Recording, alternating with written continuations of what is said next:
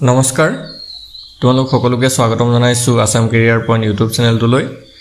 তো আজিৰ এই ভিডিঅ'টোত আমি তোমালোকৰ আগন্তুক অনুষ্ঠিত হ'বলগা জিএনএম নাৰ্ছিঙৰ এন্ট্ৰেন্স পৰীক্ষাৰ বাবে সহায় হোৱাকৈ সায়েন্সৰ আৰু এটা নতুন ক্লাছ লৈছো তো এই ক্লাছটোত আমি কিছুমান মোস্ট ইম্পৰ্টেন্ট কোৱেশ্চন চাম তো ইয়াৰ আগতেও আমি সায়েন্সৰ আৰু কেইটামান ক্লাছ আপলোড কৰিছো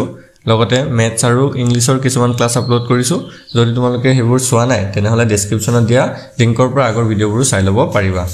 তো এতিয়া আমি বেছি দেৰি নকৰো কোৱেশ্চনখিনি চাও আৰু কোৱেশ্চনখিনি চোৱাৰ আগতে তোমালোকক আৰু এটা কথা জনাও যেহেতু তোমালোকৰ এক্সামটো 13 জুলাইত পালেহি মানে সো এতিয়া এক মাহ সময় তোমালোকৰ হাতত নাই তো এই কিদিনত তোমালোকে যিমান পাৰা কষ্ট কৰা আৰু ভিডিঅ'বিলাক আমি যিমান বিলাক ভিডিঅ' দিছো এই ভিডিঅ'বিলাক ৰিভাইজ কৰিবা ঠিক আছে ৰিভাইজ কৰিলে তোমালোকৰ বস্তুবিলাক বেছিকৈ মনত থাকে সো সেই কাৰণে যিমান পাৰা তোমালোকে ৰিভাইজ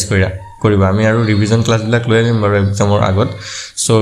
আৰু যদি তোমালোকৰ ইম্পৰ্টেন্ট পিডিএফ খিনি লাগে যদি এতিয়ালৈকে তোমালোকে জিএনএমৰ কাৰণে ইম্পৰ্টেন্ট পিডিএফ খিনি লোৱা নাই তেতিয়াহলে স্ক্ৰিনত থকা নম্বৰটো তোমাক WhatsAppত মেছেজ কৰি লৈ লবা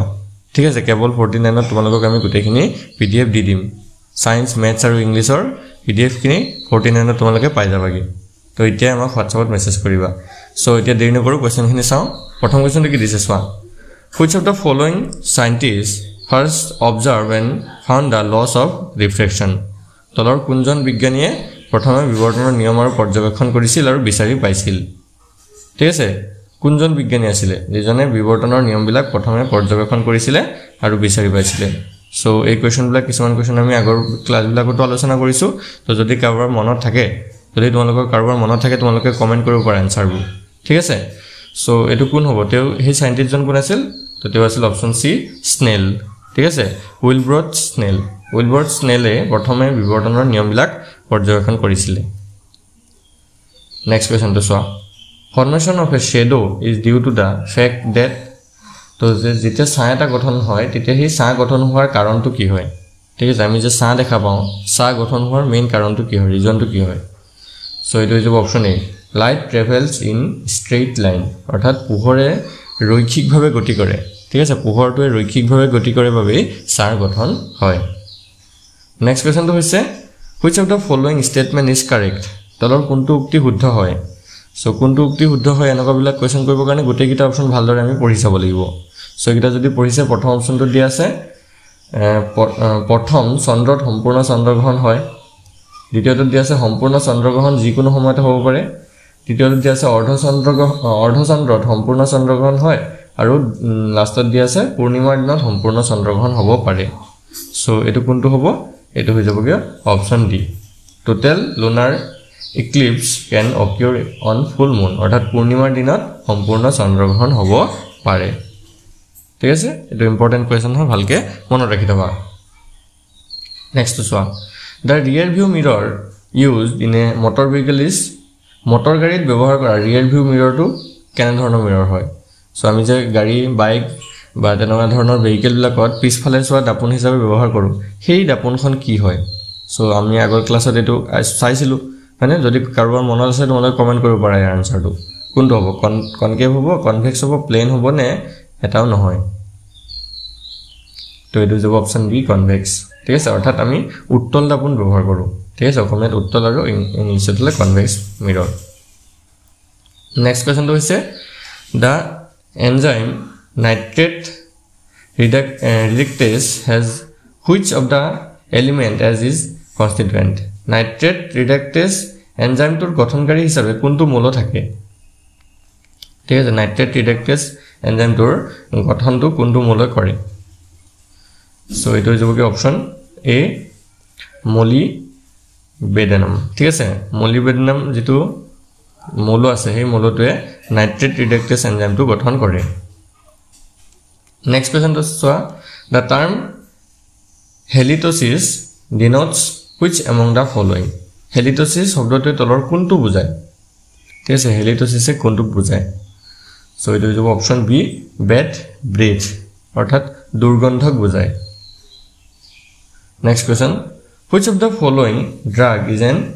antihistamine তলৰ কোনটো ঔষধ antihistamine হয় সো এটো হ'বগে ইয়াৰ শুদ্ধটো হ'ব option D all of the above অৰ্থাৎ ওপৰ আটাইগিৰা ঠিক আছে ডাইমেটাপ সেলডেন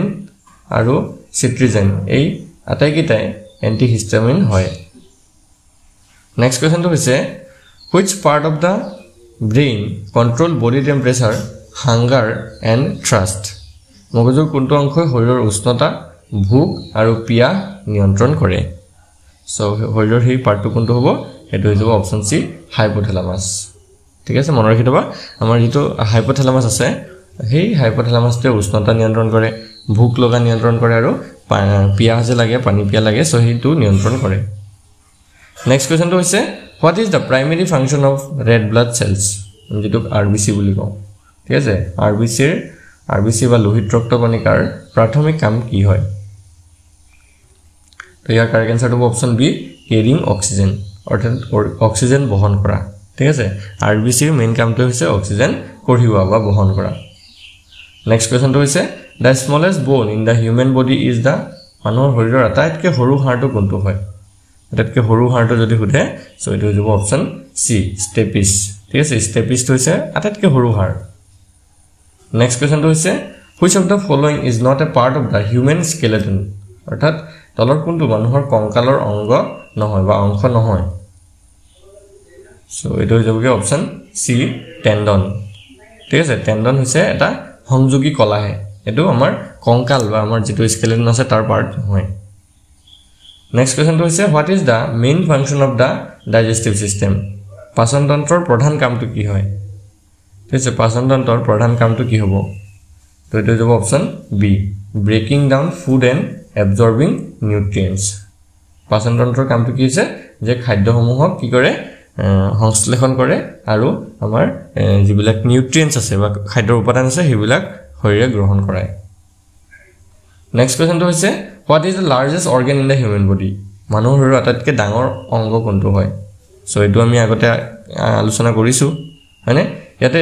যদি আটাইতকৈ ডাঙৰ অংগটো সুধিছে ইয়াতে হয়নে আটাইতকৈ ডাঙৰ যেটো অংগটো সুধিছে সো এটো অপচন সি হ'ব স্কিন তো ভালকে চাই লবা এটো স্কিন হ'ব যদি আটাইতকৈ ডাঙৰ গ্ল্যান্ডটো সুধিলেতেন ঠিক আছে বা গ্ৰন্থিটো সুধিলেতেন আটাইতকৈ ডাঙৰ গ্ৰন্থিটো যদি সুধিলেহেতেন তেতিয়া কি হলতেন তেতিয়া এটো লিভাৰ হলতেন তো মনত ৰাখি থবা আটাইতকৈ ডাঙৰ গ্ৰন্থিটো হৈছে লিভাৰ আৰু আটাইতকৈ ডাঙৰ অংগটো হৈছে স্কিন হল ক্লিয়াৰ হৈছে সো নেক্সট কোৱেশ্চনটো চোৱা what is ohm's law Omar নিয়মটো কি হয় বা এটুক এনেকৈ আহিব পাৰে what is the এনেকৈ মানে ওমৰ সূত্ৰৰ যেটো গণিতিক ব্যাখ্যা ওমৰ সূত্ৰৰ গাণিতিক ব্যাখ্যাটো কি হ'ব what is the mathematical formula of ohm's law এনেকৈ আহিব পাৰে তোমালোকৰ কোৱেশ্চনটো সো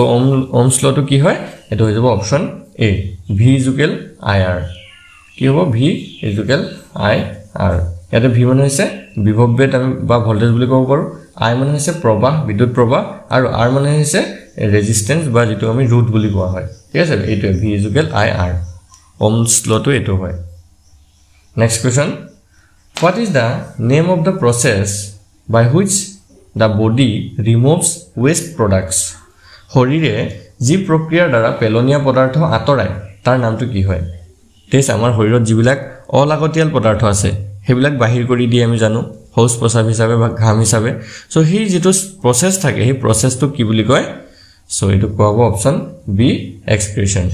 বা আমি অসমীয়াত কি বুলি কওঁ ৰেচন ক্ৰিয়া বুলি কওঁ ঠিক আছে তো মনত ৰাখি থবা নেক্সট কোৱেশ্চন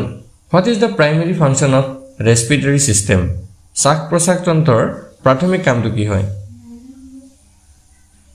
তো এটো হৈ যাব option C both a and b অৰ্থাৎ delivering oxygen to the body and removing carbon dioxide from the body শ্বাস প্ৰশ্বাস তন্ত্ৰৰ প্ৰধান কামটো হৈছে শৰীৰৰ ভিতৰলৈ বা দেহৰ ভিতৰলৈ অক্সিজেন গ্ৰহণ কৰা আৰু দেহৰ পৰা কাৰ্বন ডাই অক্সাইডটো বাহিৰ কৰি দিয়া মেইন ফাংচন দুটা এটোই হয় next question which of the following is a function of the lymphatic system তলৰ কোনটো লক্ষিকা তন্ত্ৰৰ কাৰ্য হয় ঠিক আছে লক্ষিকা তন্ত্ৰৰ কাৰ্যটো যদি সোধে সো এইকেইটাৰ ভিতৰত অপচন বি টো হ'ব শুদ্ধতৰ ইমিউনিটি অৰ্থাৎ যেটো আমি স্বাস্থ্য ভাল ৰখা বুলি ক'ব পাৰো আমি আছে নেক্সট কোৱেশ্চনটো হৈছে what is the name of the fluid that circulates throughout the body carrying nutrients and oxygen পুষ্টি আৰু অক্সিজেন কঢ়িয়াই সমগ্ৰ শৰীৰত চলাচল কৰা তৰল পদাৰ্থটোৰ নাম কি হয় তো এটো হৈ যাব অপচন সি ব্লাড অৰ্থাৎ ৰক্ত বা তেজ ঠিক আছে আমাৰ শৰীৰত পুষ্টি আৰু অক্সিজেন কঢ়িয়াই সমগ্ৰ শৰীৰটোতে চলাচল কৰি থকা তৰল পদাৰ্থটো হৈছে তেজ আৰু এই তেজৰ জৰিয়তে শৰীৰৰ লাগতিয়াল সকলোবিলাক পদাৰ্থ বহন হয় তে দেহটো তেজৰ জৰিয়তে পৰিবহন হয় নেক্সট কোৱেশ্চনটো হৈছে which of the following is a part of the central nervous system তলৰ কোনটো কেন্দ্ৰীয় স্নায়ুতন্ত্ৰৰ অংশ হয় ঠিক আছে তলৰ কিতাৰ ভিতৰত কোনটো কেন্দ্ৰীয় স্নায়ুতন্ত্ৰৰ অংশ হয় সো এটা হৈ যাব অপচন বি স্পিনেল কৰ্ড নেক্সট কোৱেশ্চনটো হৈছে which acid is described as HOOCCOOH কোনটো এসিডক HOOCCOOH বুলি বৰ্ণনা কৰা হয় তো এটা হৈ যাব অপচন এ অক্সালিক এসিড তো অক্সালিক এসিডৰ সিম্বলটো এইটো হয় নেক্সট কোৱেশ্চনটো হৈছে what is the unit of electric charge বৈদ্যুতিক আধানৰ একক কি হয় তো বৈদ্যুতিক আধানটো আমি কি এককত জোখো তো এইটো হ'বগে অপচন সি কুলম এককত জোখা হয় কুলমটোক আমি নরমাল সি বুলিও দিব পাৰো নেক্সট কোৱেশ্চনটো হৈছে which of the following is used as anesthetic ঠিক আছে তলৰ কোনটোক anesthetic হিচাপে ব্যৱহাৰ কৰা হয় তলৰ কোনটোক anesthetic হিচাপে ব্যৱহাৰ কৰা হ'ব তো এইটো হৈ যাব কি অপচন ডি N2O ঠিক আছে N2O ক anesthetic হিচাপে ব্যৱহাৰ কৰা হয় next question what is the purpose of the kidneys কিডনিৰ উদ্দেশ্য কি বা কিডনিৰ আমি যদি কও পাৰো ফাংশন মেইন ফাংশনটো কি হয় কিডনি কি কৰে আসলতে সো এটা হৈ যাব কি অপচন a filter blood and produce urine তেজবিলাক সেকে মানে সফা কৰে আৰু যিবিলাক হেৰি ইউৰিন থাকে বা লৱণ জাতীয় যিবিলাক পদাৰ্থ থাকে নাইট্ৰজেন জাতীয় পদাৰ্থ সেইবিলাক বাহিৰ কৰে next question what is the name of the process by which plant make their own food using sunlight সূৰ্যৰ পোহৰ ব্যৱহাৰ কৰি উদ্ভিদে নিজৰ খাদ্য নিজে তৈয়াৰ কৰাৰ প্ৰক্ৰিয়াটোৰ নাম কি হয় সো এটো আমি আগৰ ক্লাছত চাইছিলো তো সকলোৱে জানিব লাগে মানে এটো সকলোৱে জানিব লাগে এটো হৈ যাব অপচন বি ফটোসিনথেসিস বা আমি অসমীয়া সালু সংশ্লেষণ বুলি কওঁ next question which among the following is respiratory pigment in human beings তলৰ কোনটো মানুহৰ শ্বাস প্ৰশ্বাস জনিত ৰং হয় ঠিক আছে কোনটো শ্বাস প্ৰশ্বাস জনিত ৰং হয় বা আমি ৰঞ্জক পদাৰ্থ বুলি ক'ব পাৰো সো এটা হৈ যাব কি option B hemoglobin next question what changes will happen to a ball of ice and water kept at exactly 0 degree Celsius হুবহু 0 ডিগ্ৰী সেলসিয়াছত ৰখা বৰফ আৰু পানীৰ বল এটাৰ কি পৰিৱৰ্তন হ'ব সো ইয়াৰ কাৰেক্ট আনসাৰ হৈ যাব কি option C no change will happen অৰ্থাৎ কোনো পৰিৱৰ্তন তাত নহয় নেক্সট কোৱেশ্চনটো হৈছে which microorganism is responsible for dengue fever dengue জ্বৰৰ বাবে কোনটো অনুজীৱ দায়ী হয় সো ডেংগুৰ বাবে কোনটো অনুজীৱ দায়ী হয় আমাক সুধিছে তো ইয়াৰ কাৰেক্ট আনসাৰটো অপচন বি ভাইৰাছেস ঠিক আছে ডেংগুটো ভাইৰাছৰ ফলত হোৱা এটা ৰোগ হয় নেক্সট কোৱেশ্চনটো হৈছে in which of the following process energy is released তলৰ কোনটো প্ৰক্ৰিয়াত শক্তি মুক্ত হয় তো কোনটো প্ৰক্ৰিয়াত শক্তি মুক্ত হয় এটো হৈ যাব অপচন এ ৰেসপিৰেশন অৰ্থাৎ শ্বাস প্ৰশ্বাসত নেক্সট কোৱেশ্চনটো হৈছে one of the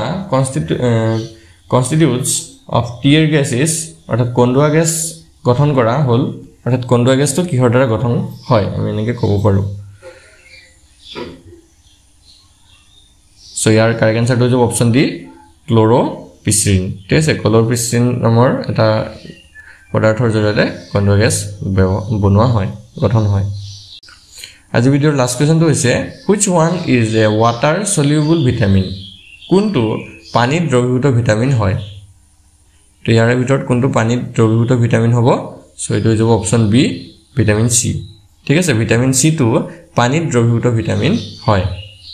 তো আজি ভিডিওটো তোমালোকৰ ভাল লাগিলে ভিডিওটো লাইক কৰি দিবা চেনেলটো সাবস্ক্ৰাইব কৰি কাষত থকা বেল আইকনটো দবাই দিবা আৰু যদি তোমালোকৰ ইম্পৰ্টেন্ট পিডিএফ নোটছ খিনি লাগে জিএনএমৰ কাৰণে তেতিয়া হলে আমাক এই নম্বৰটোত WhatsAppত মেছেজ কৰিবা 8133840965 এই নম্বৰটোত WhatsAppত মেছেজ কৰি কেৱল 49 টকা পে কৰিলে আমি তোমালোকক গোটেইখিনি পিডিএফ দি দিম ঠিক আছে আৰু আজি ভিডিঅ'টো চোৱাৰ কাৰণে তোমালোক সকলোকে ধন্যবাদ।